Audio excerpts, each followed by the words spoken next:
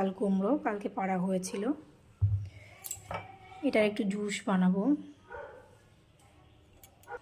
এই গায়ে প্রচুর ফুল রয়েছে, খোঁজা লাগছে পুরো।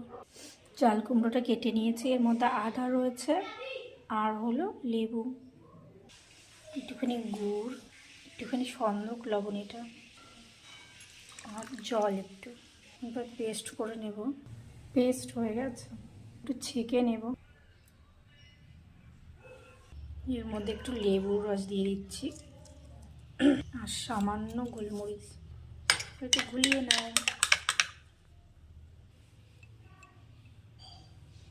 জুস চাল কুমড়োর, এটার অনেক উপকার আছে, শরীর ডিটক্স করে।